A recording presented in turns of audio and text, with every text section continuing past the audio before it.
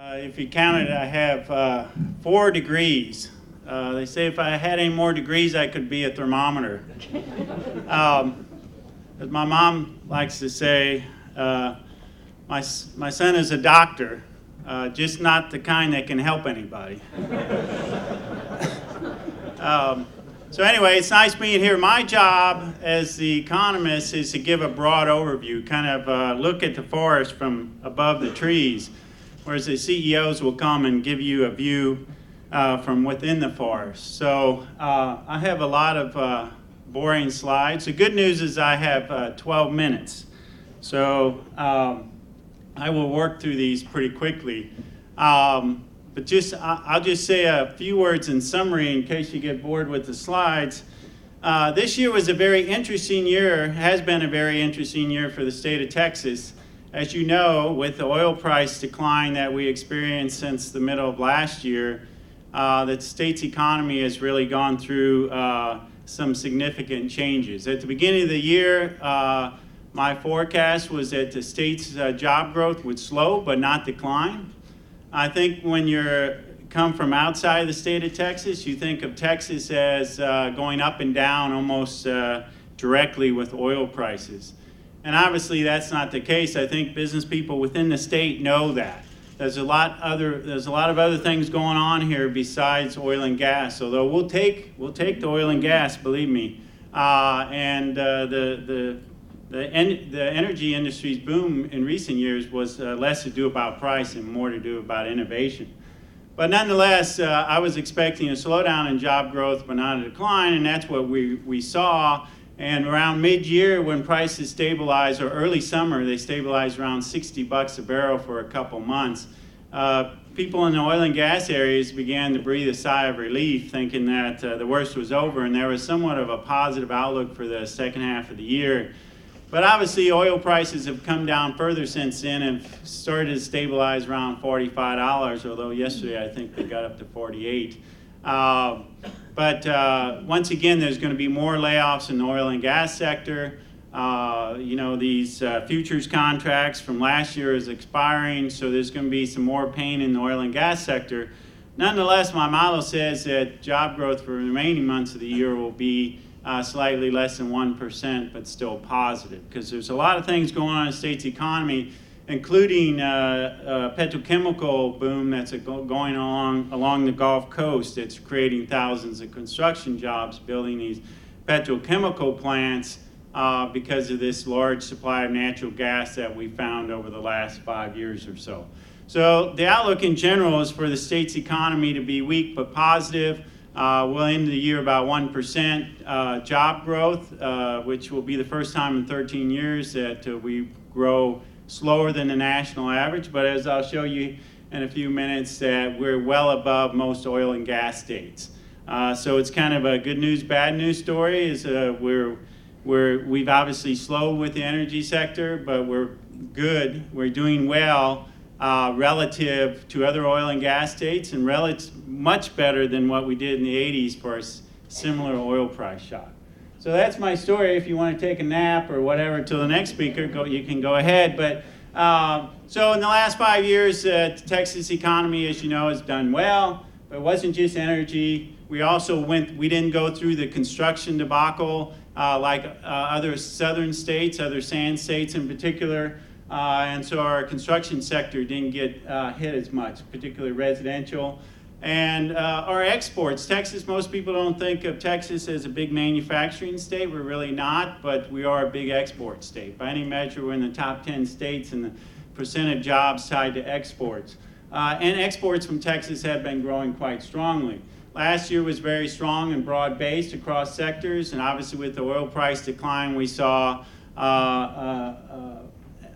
a weakness in the economy. It wasn't just the oil price shock, it was a strong dollar hitting our manufacturing and slowing our exports. But overall, once again, I expect job growth to be about 1% after 3.6% growth last year. And then going into next year, if oil prices are very hard to predict. I don't try to predict them because I've learned not to. But if they stabilize around where they're at now, I expect job growth to pick up slightly next year, maybe to grow about 2% as these cuts kind of work their way through the system. So overall about 1% this year and about 2% next year. Obviously, if oil prices pick up, growth will pick up further, and if they decline further, we'll have some further weakening from that 2%. So if you look at Texas, this was before the oil price shock. Texas was the third fastest growing state in terms of job growth in 2014. And the other black bars here are other oil and gas states throughout the U.S. And you can see that oil and gas played very little role last year in what states were growing strongly and what states weren't. In the first couple of years of the recovery, oil prices had bounced back, and oil and gas states were mostly to the left of the red bar, which is the U.S. You can see that the fastest growing state in terms of job growth last year was ND. That is not Notre Dame. That is North Dakota. But many of the sand states that typically grow fast have been bouncing back, like Florida being the second fastest. So what about this year? If you look at growth so far this year, North Dakota went from the fastest growing state in the nation to the second weakest in the nation. So you can really see North Dakota is like West Texas. I mean, it's almost a very, very large amount of their economy has been the recent boom in shale. But Texas, you can see here, it's the 32nd fastest growing. It's growing about 1%, a little over 1% so far. And you can see that it's doing much better than the other oil and gas states because we have a lot more going on than just oil and gas. If you look across sectors of the Texas economy, to the left here, the blue bars is the oil and gas industry. These bars represent job growth from 2012 to 2015. 2015 is the slash bars that's so far this year. And you can see oil and gas, after growing about 9% job growth last year, is shrinking by about 15% this year. Big swing in oil and gas. We've all seen the headlines. Other areas, mostly the weakness has been centered in the goods sector, oil and gas, construction, and manufacturing. You can see manufacturing jobs shrinking quite a bit. Why is that? Well, our manufacturers produce a lot of stuff for the energy sector. Oil and gas field equipment and fabricated metals have been weakened because of oil and gas. And plus, we export a lot of stuff. We're big exporters, and the value of the dollar has been very strong this year and has put downward pressure on sales of goods overseas. And so you can see there is some finance, insurance, and real estate has weakened a little bit, likely because of some real estate weakening. I have some evidence that suggests that that sector isn't as weak as it looks like. The data will probably be revised up. But if you look at the sectors that actually picked up this year, some pretty big sectors. Health and education is mostly health. Public education is in government. You can see education, healthcare has picked up after several years of weakness because of the uncertainty surrounding the Affordable Care Act and cuts in reimbursements by the government. The healthcare industry is seeing increased demand with the number of insured rising, and leisure and hospitality. Lower oil prices on net have a negative effect on Texas, but they have a positive effect on people like you and me who maybe aren't employed in the oil and gas sector, but we fill up our gas tank every week. And we've been seeing the result of lower oil prices on leisure and hospitality sector as people have more money to spend and are doing so. So some of these sectors are offsetting some of the weakness in the goods sector, and overall we've had about 1% job growth. If you look at manufacturing, we have a survey, 2 minutes. Holy cow. So be ready, I'm going to go really fast. So manufacturing has been weak. Exports with the dollar have come down. Texas exports have been, as I said, stronger, but have weakened over the last 8 to 12 months. This is the energy sector. You can see the rig count declining about the same as it did during the recession, about 2/3. And then the mid-year had a pickup, and now with the decline in oil prices, the rig count has begun to fall again. Well, I didn't not go that fast. So If you look across the state and you ask what sectors or what MSAs are doing well and what MSAs are doing poorly, if you had to find one indicator to explain that, it would be the size of the mining sector in each region. So this is the share of mining jobs. You can see that Austin has very low share, San Antonio has a very low share, Dallas has a very low share. Those are the areas that have the strongest growth. And if you go down toward the bottom, Houston and Corpus Christi have the big MSAs have the biggest share of their jobs in the mining sector, and they're the ones seeing actual slight declines in job growth this year, or slight declines in job overall. Of course, down here at the bottom is Midland, Odessa. So if you look at what's going to happen going forward, the leading index actually is turned down with the decline in oil prices and the rise in the dollar. It had gone up for a couple months, but now declining once again, suggesting that instead of improvement over the last few months of the year, we're going to see kind of continued kind of slow growth. So Texas is doing pretty well relative to other oil and gas states. It's weakened quite a bit from last year, but overall we're going to hang in there and have about 1% job growth. And that's all I have. Thank you. As was mentioned, I graduated from the McCombs School in 1969, but my real claim to fame was I got a PhD by working with Red McCombs. What he has brought to this city and what he has done for me personally is how I've got to be here to speak to you. He's been an inspiration, he's been a mentor, he's been there when I've needed him, and he's helped me solve problems that I needed to get solved. And I do appreciate, Red, what you've done for me and my family. We're very fortunate to be in San Antonio, very fortunate to be in Texas. Texas, we learned from the end of the 80s that we had to diversify. And that's exactly what we've done in San Antonio, exactly what we've done in Texas. In the real estate sector, and really I want to talk about job creation and what we've done and why we're doing so well and what is happening.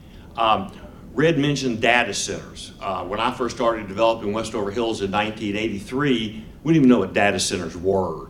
I don't even know they had data centers. And the people who really understood where our future was going was one day I get a phone call from Southwestern Bell, and they invited me for lunch and had a box lunch, and they did this multimedia presentation for you young people. That's called a slideshow. And they're talking to me about fiber optics. And they could have been talking Chinese to me.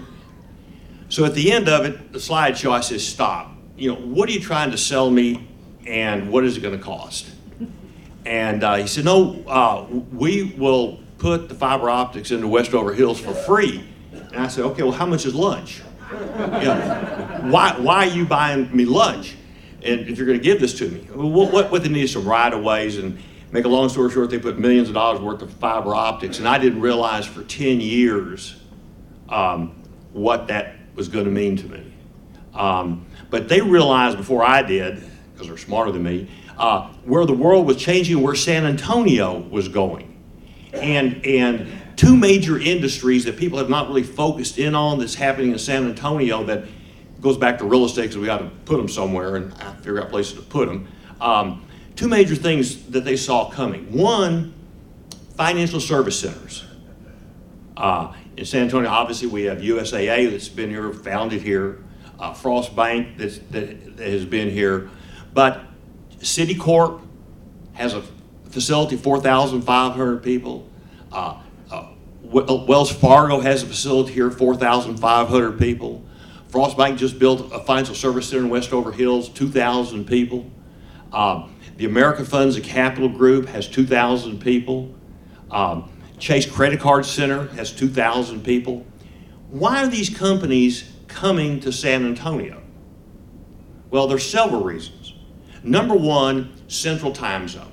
Because if you're going to service the United States from the East Coast to the West Coast, there's no better place to be than in the central time zone. Second of all, we have a low cost of living. We have a very young population, which is very, very important, a very loyal population. So the opportunity to hire people is great in San Antonio. Something else we do, we are far enough away from the Gulf Coast that we don't have to worry about being knocked out by a hurricane. But we're far enough away from north to be worried about ice storms and tornadoes. But the most important part that these companies are all figuring out, the largest and fastest growing minority of the United States is a Hispanic minority. And if you want a bilingual workforce to man these call centers, these financial service centers, there's no better place than San Antonio.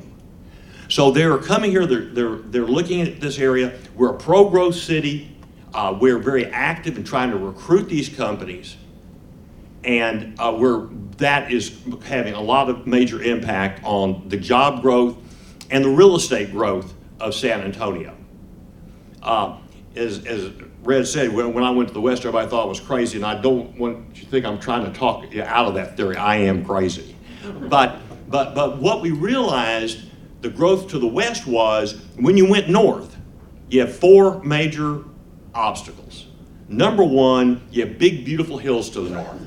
But building big buildings, except for New Star, building big buildings on hills is very expensive.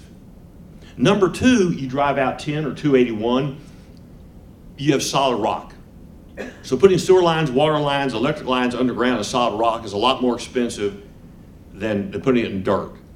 Number three, you have the recharge zone, the environmentally sensitive area. Even though I'm a firm believer that no one has proven that developing over the recharge zone is going to stop development or hurt the water supply, the environmentalists will never stop. So I decided not to fight the environmentalists. And fourth, wherever there's some place that somebody does not want you to develop, they always find endangered species. So we got bugs and birds out there, and so that's the reason why I went west. And what people don't realize, that 45% of the homes in San Antonio for the past 10 years and projected for the next 10 years is going to be between Bandera Road and Highway 90 outside 1604. 45% of the homes.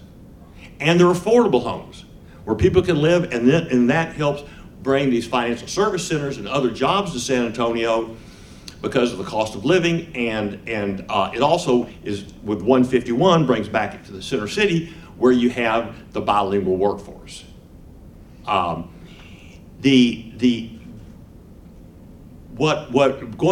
back to the data centers is we were picked for a lot of the same reasons as a financial service centers. Again, they want to be away from the Gulf Coast, because what a data center is, it's a bunker.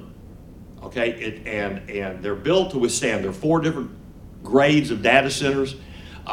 Lowe's data center was built to withstand a direct hit with a tornado. Microsoft has 2 data centers in Westover Hills. One of them, the first one, was $1 billion data center. Again, a bunker with servers in there, the cloud. Then major companies that have data centers. You have Christus Health has a data center, Frost Bank has a data center, Lowe's has a data center, Cyrus One, which rents space in a data center out there, have it. But the big reason we're getting those, and now the NSA, National Security Agency, is out there. And what it is, it's a big data center, okay? But the main reason why is our cost of electricity.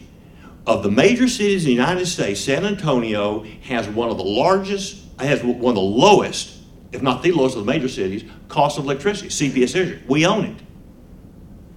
And that is their biggest cost, is electricity, because they have to have all the electricity to run the servers, and then they have to have all this electricity to cool them off.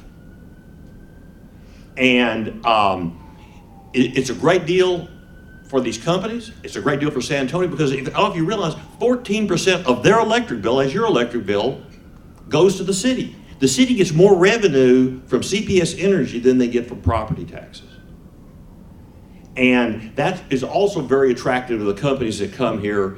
And then a lot of the companies like Wells Fargo and the Capital Group, they have data centers in their even though they have 2,000 employees, Frost Bank has 2,000 employees, they have their data center there.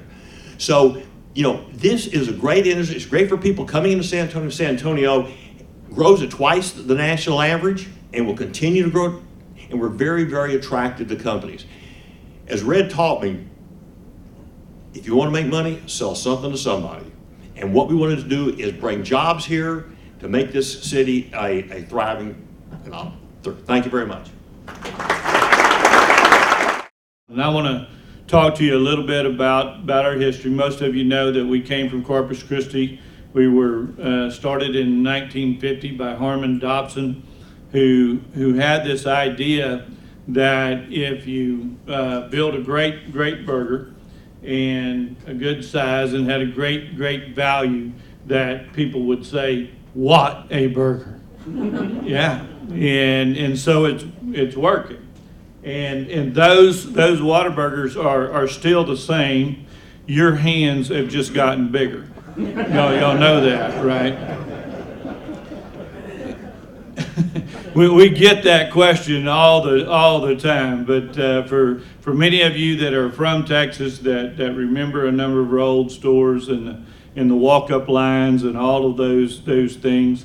Whataburger has always been a big thing to folks, and of course now today we have many varieties, which does include mayonnaise, Red, and so it's a privilege to serve you in this community and the many communities that we serve. I want to talk to you a little bit about some things that are going on in the restaurant industry. That this slide, which came from the Bureau of Economics, is that the red line that's across the bottom, and I know that all of you can't see, that says that from 1950 through today is that the food away from home has stayed around a 5% market share. So all of that time it's been around 5%, and so there's been a lot of recessions and wars and embargoes, and those yellow lines represent those time frames. But for the most part, the market share percentage stays the same. So for Whataburger, our challenge is trying to win a part of that market share as well as our competitors. And we're out there on the streets every day trying to fight for our part of that market share. And the big things are changing is that, do you know that it took 75 years for the telephone to reach 50 million people? It took 3.5 years for Facebook to reach 50 million people. And it took only 3 days for the game Candy Crush to reach 50 million people. Can you believe that? Isn't that amazing? That's how fast information is moving, and the speed of things that are going on in our business. And our business is 24/7, 7 days a week, 364 and a half days a year. And man, it's just always high energy, always big movement. And social media drives this, as you know, all the different Twitter and Facebook and YouTube and all of those social medias that are out there, and there'll probably be so many more down the road. Snapchat, and because the kids figured out, right, is that you watch their Facebook page, so they got the Snapchat thing so that it could kill itself after they sent a message to the friend in a few minutes, so y'all couldn't find it. So a lot of those things are happening out there today. But you know, technology is changing, but it also some people call them disruptors, but it's a big enablement and a big opportunity for businesses that I don't know what we would do without the technology to span across the geography that we do in the restaurants that we serve. You know, recently we were very fortunate because we focus on social media, and we were recognized as #1 in the social media by Nation's Restaurant News. Our small team over there at Whataburger, which was led by Pam Cox, and she's here today, is that we got that #1 award, and it's because we are trying very hard to connect with the customer with a smile over social media. It's like how do you make that happen? But our success, as you know, comes from the food. Is that we give you many choices, and we work hard to make sure that the flavor is good and that you get a great value for what happens out there. And I think that the restaurant industry today overall is got so many moving parts to it. There's costs that are associated with so many things outside of the store, in addition to the costs that are associated with those things in the store. And so it's just very hard today to figure out how do we run these businesses. And then you have those that say, I want gluten-free, and I want GMO-free, and I want salt a certain way, and I want it fresh, and I want it local, and I want all of these components to it. Doing that is going to be difficult and hard, but there's a loud voice that's out there, and it's our family members, and our family members are saying that you know what, we just want to do what's right. We want to keep serving food the right way for people. There is over 14 million people in over 1 million locations in the restaurant industry. 14 million people in 1 million locations. We employ 34,000 of those people at Whataburger, and we cut paychecks for those weekly. And it's a big business to just make sure that that's happening. You talk about those ice storms, is that just try to get those paychecks over there when FedEx quits running, or UPS. It's difficult. But our people are so important to what we do, and changing that perception for us of the fact that it's just a burger flipping place, is that we have general managers that make over 6 figures. We have general managers that run a multi-million-dollar restaurant. These folks are running big businesses in those small facilities out there, and and while all that's going on, running that business, they need to serve that food with a smile. You know, the millennials, which there's over 90 million of them out there right now. Some are, I looked at the slides when I came in, and I started seeing that panel up there, and I said, what a young group of people that is. And right, Marty, is that there's a young group of people out there, because 50 and 60 years old now seems a lot younger than it used to be. But the millennials out there are looking to figure out how to change this world, as all of us did when we went through those times as Gen Boomers, and they have worked on what are the things that they want changed. What do they want us to do? And there's a noise out there that we have to pay attention to. That generation, all the restaurant groups that are out there in the industry are just trying to figure out, how do I please these kids? Do y'all have that problem at home as well? How do I please these folks? It's difficult. So for us, that we're working hard to try to do that, is that, but we focus in this area, and for us in the restaurant industry, the main model a lot of times is franchising.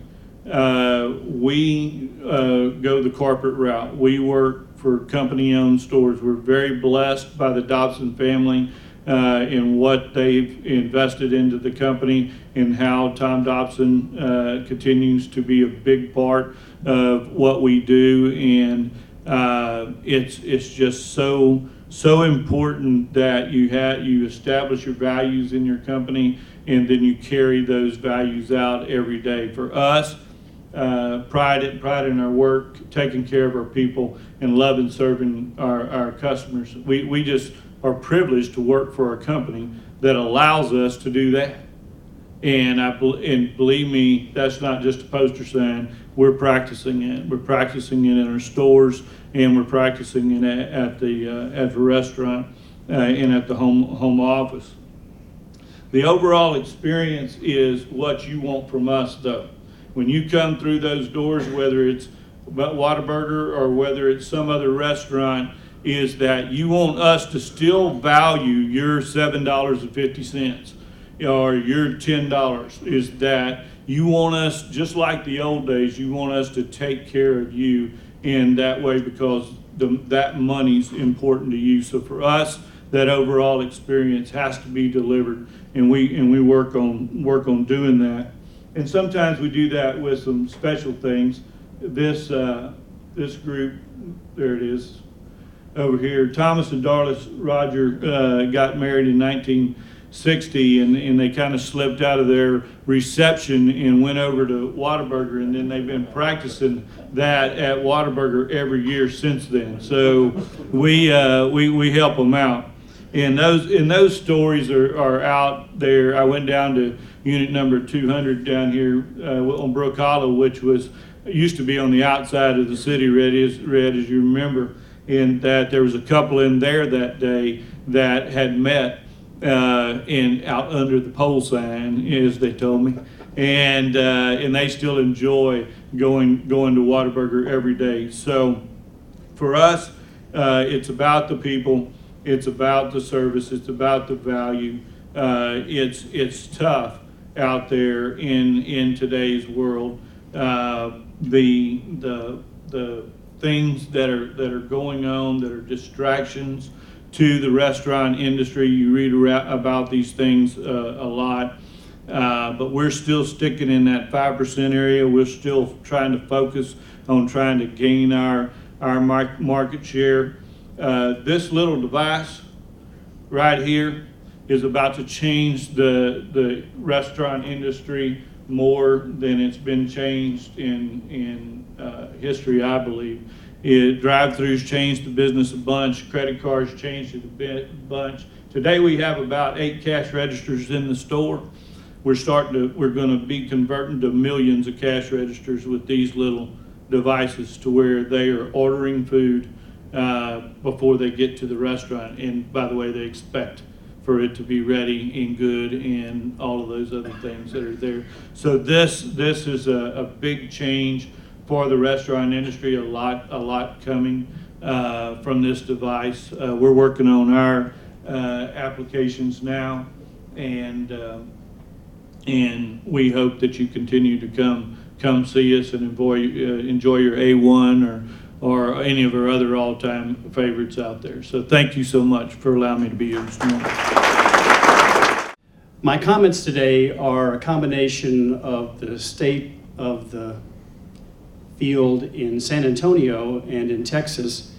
Before I show you those slides, I'd like to make just a couple of general comments. 1 in 6 jobs in San Antonio are dedicated to the biosciences, to healthcare and the biosciences. This is a $31 billion industry in San Antonio, by far the leading industry in San Antonio. The Health Science Center educates 3,200 health professionals in its 5 schools. We have 26,000 alums, and the chances are about 30 to 40%, maybe 45%, that if you see a doctor, a dentist, a nurse, a physical therapist, an occupational therapist, someone in the health sciences, that they will have either gone to school at the Health Science Center or they will have trained at the Health Science Center. In addition to the 3,200 students on the campus, there are 1,000 trainees, people in training, postdoctoral trainees, residents and fellows learning their craft in our hospitals. So a large segment of the healthcare today and what will be provided in the future depends on the success of the missions that we carry forward here. My comments today are about what I see as present and what I see as potentially future for this sector. So the first thing to say, every one of the presidential candidates will make a point about the fact that we can't spend any more on healthcare than we're currently spending. And all of you as CEOs, presidents, and business people understand that healthcare consumes a significant part of our business dollar, of our economy.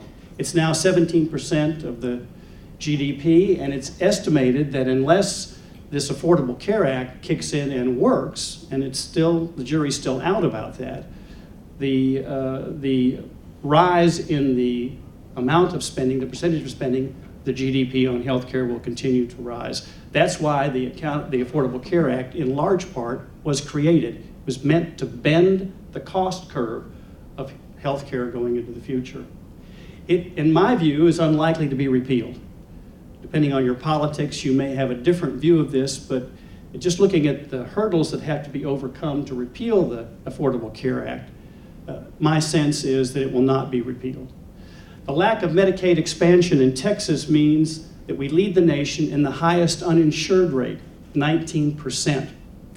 Now, the reason to be concerned about that as business people is because there is a cost for not having more Medicaid expansion.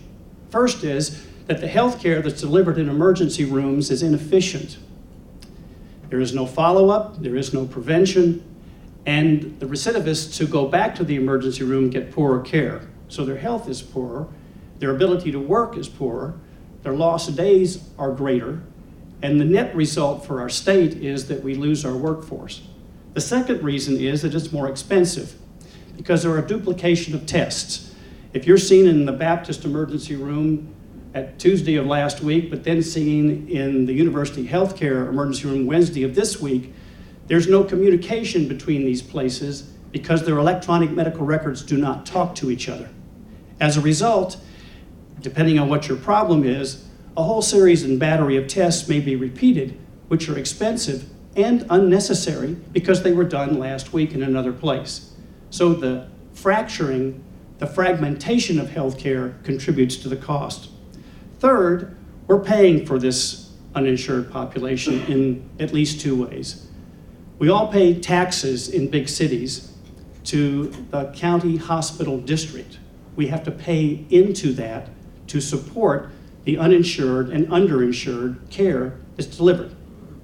That, to University Health System, which is our Bexar County hospital, is about $350 million a year. Now, the big cities in Texas bear the brunt of these costs. Dallas County, Tarrant County, Harris County, Travis County, and Bexar County. We pay these costs because the other counties in Texas send their uninsured and underinsured patients to Bexar County, to Dallas County, to Tarrant County, to Harris County. Hence, we who live in the city pay for more of this. There are 254 counties in Texas. There are 254 different healthcare systems in Texas. And the big cities bear the biggest cost of what this is. Second thing is our premiums go up because our insurers charge us more because their costs go up because of these uninsured costs. Texas hospitals provide about $6 billion in uncompensated care today, and that is spread out across the state, but it concentrates in these big cities. Now, as far as physician demand is concerned, this slide shows in the black bar the growth of physicians in the workforce, and it's going up, as you can see.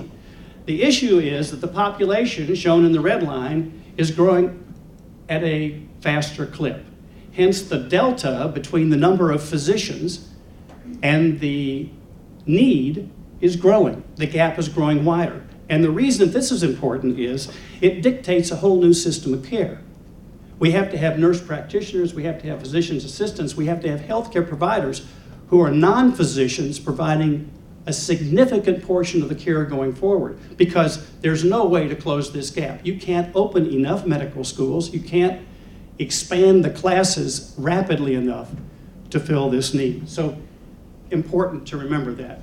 And on the right-hand side of the slide is shown the fact that it's estimated that the growth in the healthcare professions, if you're an investor in where economies are going to grow, the healthcare sector is certainly going to grow. This is because the population is growing, because the number of insured, at least in other states, is growing, and more people will come to attention. And the final thing is people of my age, baby boomers, are growing more rapidly than anybody else. And the number one risk for heart disease, cancer, diabetes, and all dementia, all of these diseases are number one risk factor, and that's age. And as the population ages, there will be more pressure put on all of our healthcare instruments to take care of these people. So Keith told me this is a conservative growth estimate. The numbers I had said that Texas will grow by 3 to 4% in the next 5 years. The population of Texas will grow. San Antonio is expected to double that rate. So we are a target for more growth than the rest of Texas. And the punchline is 22% of the growth will be in people over the age of 65. Think about that. An incredible demographic shift occurring right here in San Antonio. So the healthcare workforce is going to have to increase. The largest insurers in Texas are Blue Cross, Humana, Aetna, and United. There's been some consolidation in that industry. If I could sum up what's going on in the healthcare insurance industry and in the marketplace that I deal with, it is that you have to produce more efficiencies and you have to document quality. That's what all of this is about. All of these affordable care organizations, all of these medical homes, all of that is to create efficiencies and economies of scale at the same time that the outcomes are better. You may have noticed that there is a lot of consolidation in the healthcare market in places like Dallas. The reason for that is that there are nonprofit hospitals which dominate the landscape in Dallas, and they have combined with other nonprofits to create these covered lives, large entities. That is less likely to happen in San Antonio, in my prediction, in the next few years, because the hospitals that have the largest market share in San Antonio are for-profit hospitals run by consortia outside of San Antonio. The Methodist Hospital is owned by HCA, which is run out of Nashville, Tennessee. The Baptist system is owned by Tenet, which is run out of Dallas, Texas. And even the non-for-profit Christus system is run out of Arlington, Texas. So as far as homegrown not-for-profits in San Antonio, the lack of these means that there's likely, at least in my view, to be less consolidation because HCA and Tenet are competitors in the national marketplace. And for them to join together would be a tectonic shift in healthcare. New approaches to delivery of care. I've already covered this. The basic bottom line of this is that emergency rooms are not ideal places to get health care. There's no continuity, immunizations, prevention, all of those things go by the board. It's very fragmented. So it's inefficient and expensive. Personalized medicine means this. What's coming, Pat asked me to make a comment. What's coming is, it may be, if you're 40 or 45 years old, you'll probably see this in your lifetime, where you'll go in and have a test, maybe even as something as modest as just a pinprick test, and the blood will be analyzed. And if you're about to be put on an antibiotic, for example, for an infection, they will do a profile of your genomic makeup and determine whether or not the antibiotic that you're getting will be metabolized in the way it is in most people, or whether you're part of a minority of people who metabolize it more rapidly, thereby requiring you to get more antibiotic than somebody else.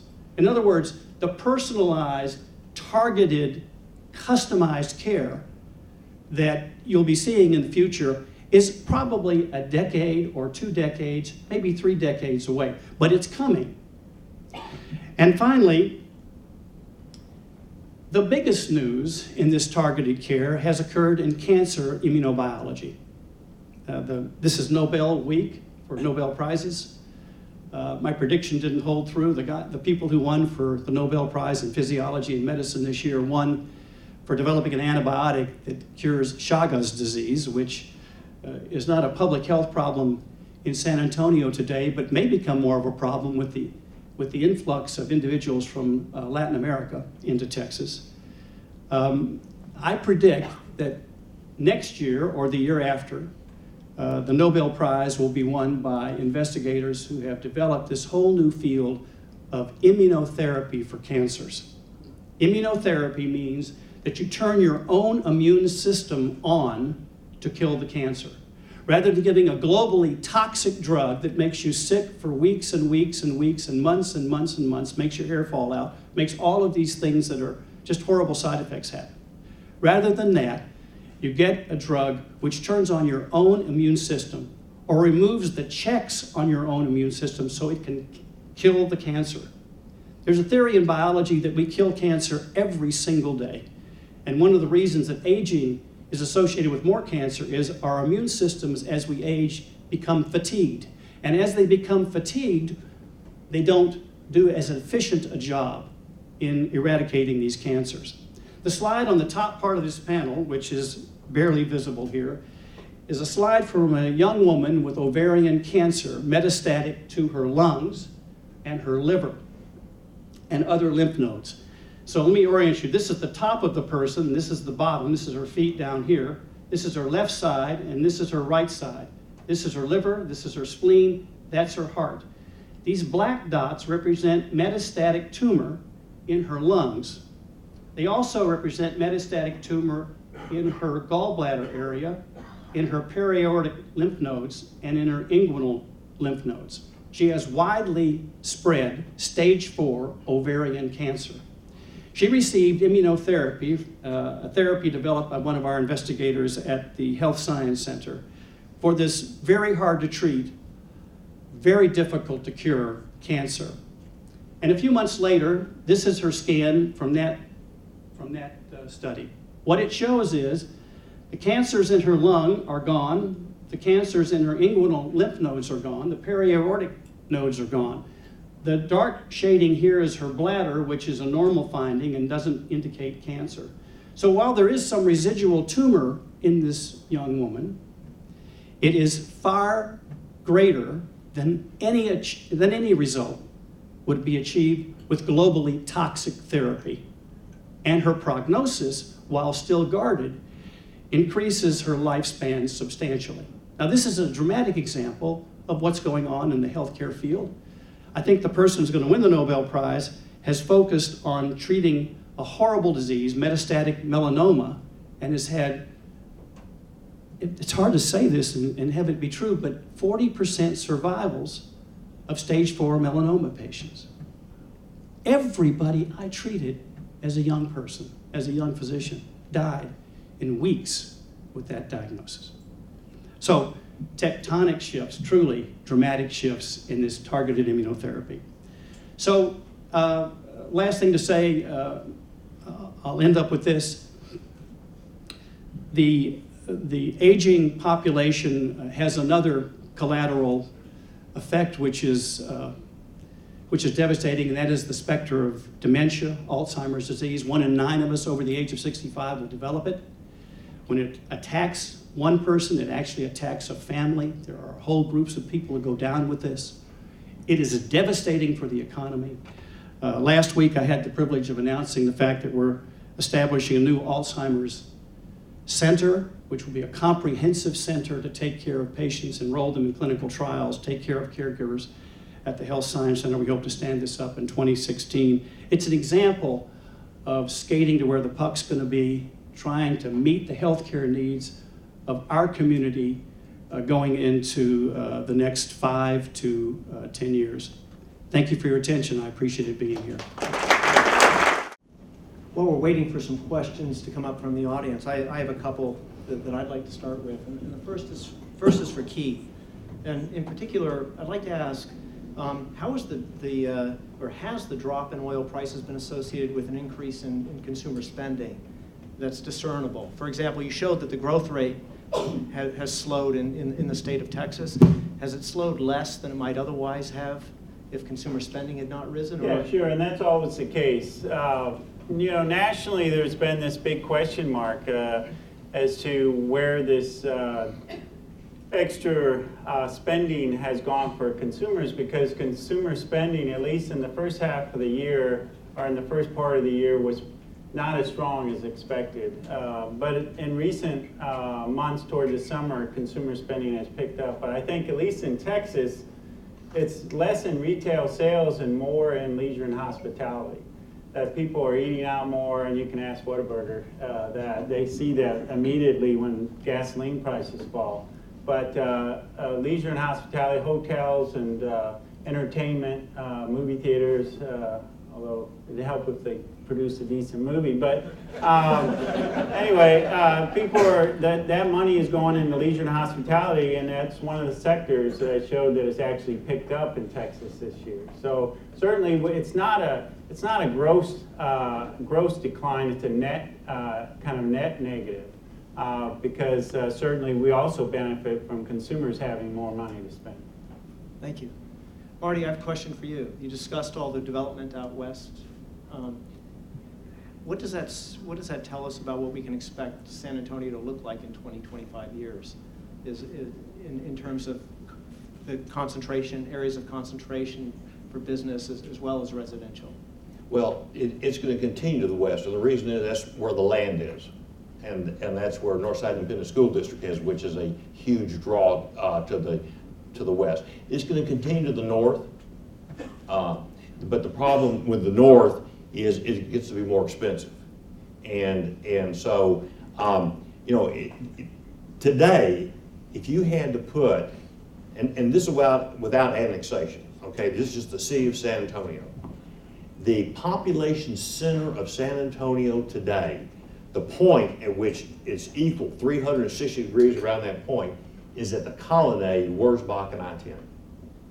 And then if you took all the growth that's going on to the west, it would be a huge shift to the west if they annex that land and count it in the city. And go back to residential. It's still going to go to the north, there's no question about that. And downtown is now becoming a center of residential growth, and that will continue. It's a new trend.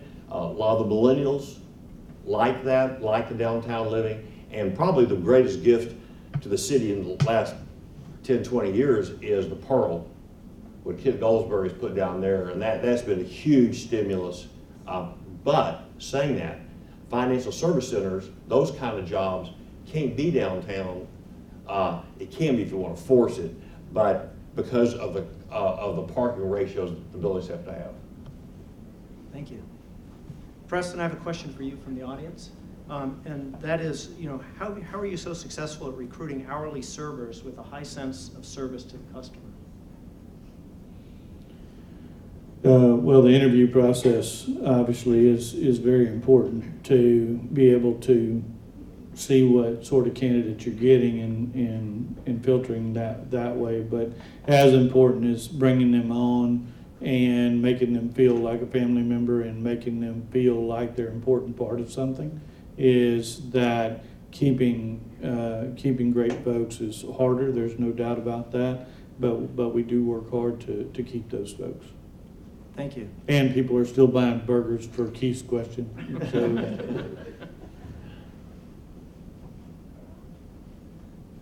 Bill, question for you from the audience. What are some of the key focus areas for San Antonio in the biotech sector to maintain momentum in job growth and overall leadership?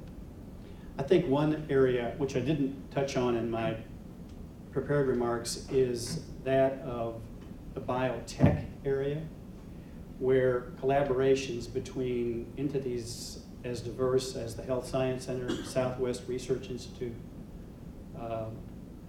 Biomed SA, and so forth, have led to collaborations for a vaccine center, for spin-off companies from new discoveries in the pharmaceutical sector and for devices.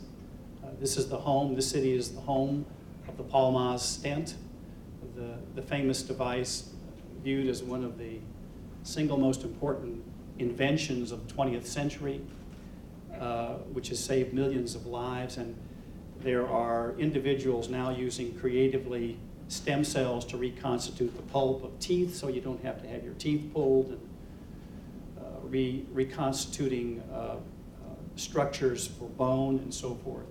So I would say the biotech sector, our collaboration with UTSA and these other entities has led to the notion that we should ultimately stand up several of these scientific incubators around town that would be places for investors and others to think about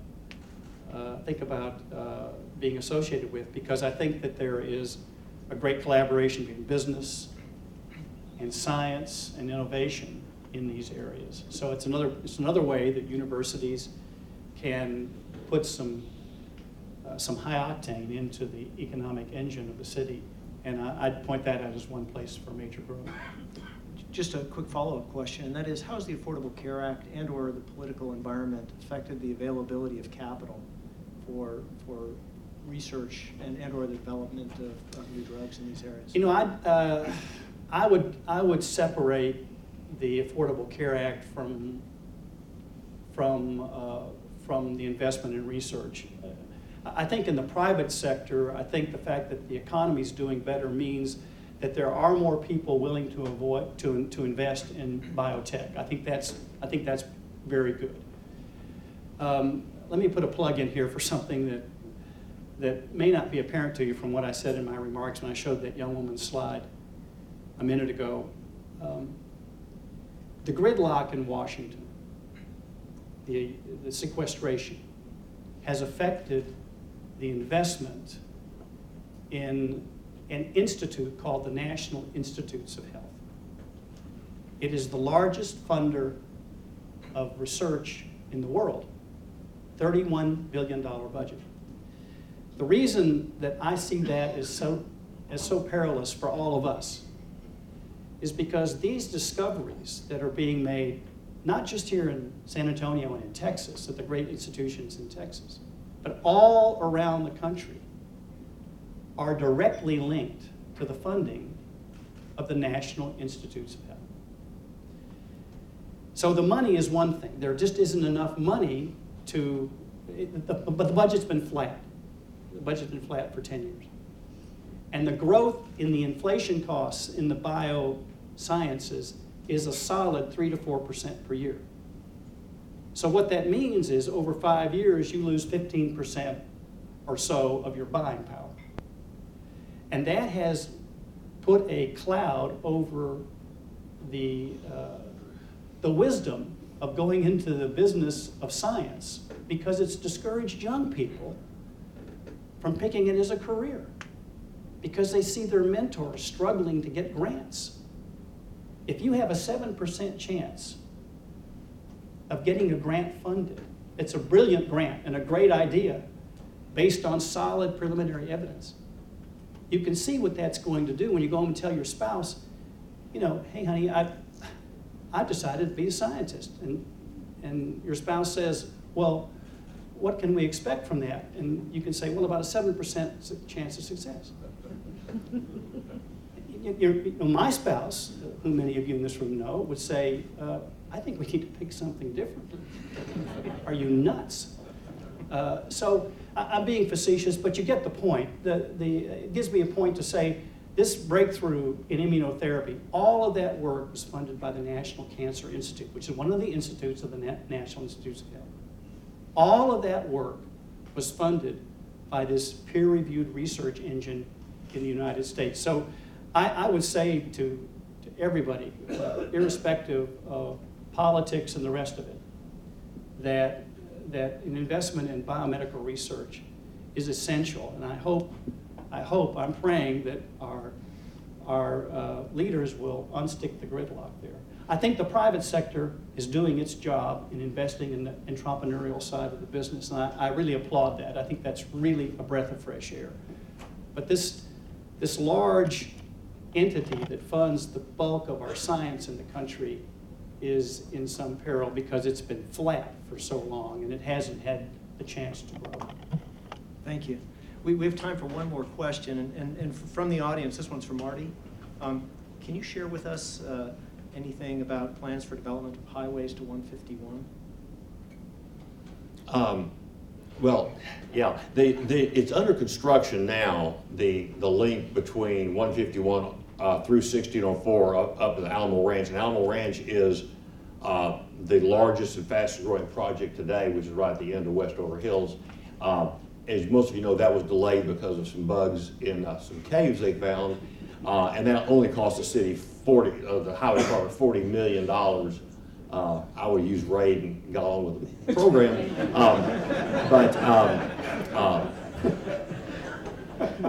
We have rules in Westover Hills. We have no bugs or birds. Now 151 is now congested.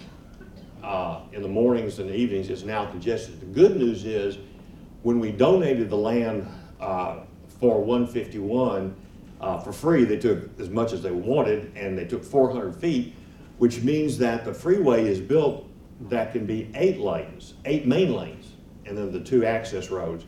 So, and now they're making the connector, which the groundbreaking is going to be tomorrow. The links, the big traffic is like coming from the airport on 410 to go to 151 out, like to Northwest Vista College and out where SeaWorld is. You just have to get off the freeway, go on the access road, and then enter the freeway. Well, their construction is going to start, it's not tomorrow, right?